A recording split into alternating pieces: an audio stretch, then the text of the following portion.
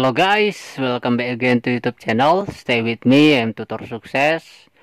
Kali ini kita akan tetap membahas tentang materi persiapan UTBK 2021 untuk persiapan tes CPNS dan untuk persiapan pelamaran kerja yaitu tes psikotes.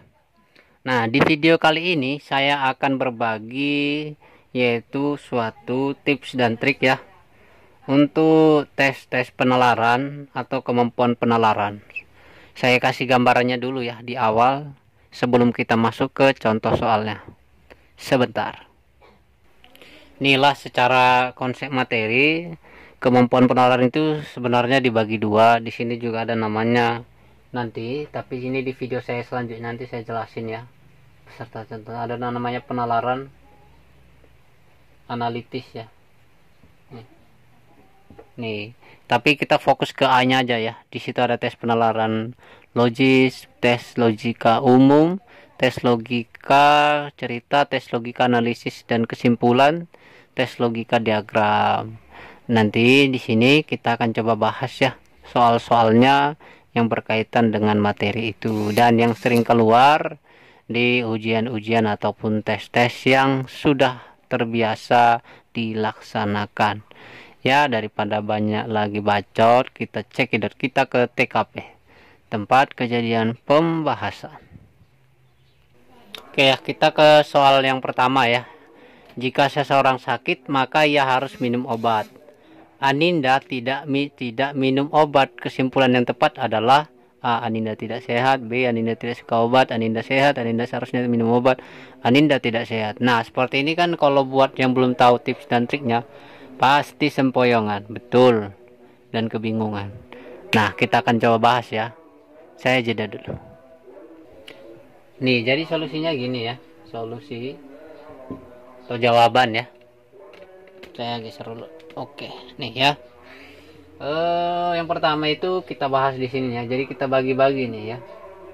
Jika seseorang sakit,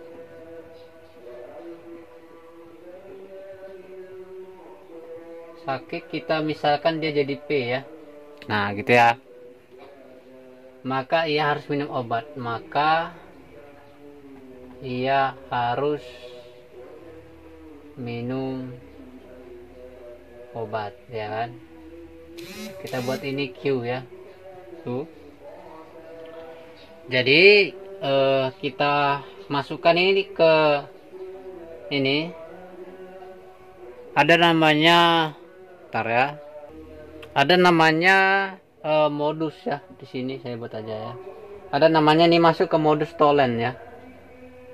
Modus Tholen. Modus Tholen itu artinya premis 1 atau pernyataan pertama. Kita buat misal P, implikasi Q.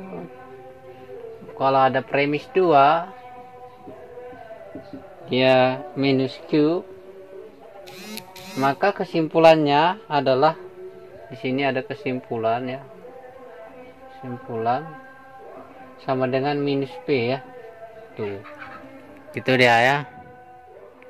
Logikanya gini itu. QQ dicoret, minusnya pindah ke P jadi minus P gitu ya. Jadi hal yang sama kita lakukan ke sini ya. Terus yang selanjutnya ini kan. Selanjutnya di sini ada lagi premis satu lagi kan? Tuh. Ya, di sini ada lagi tuh Aninda ya. Aninda tidak minum obat. Ya. Tuh.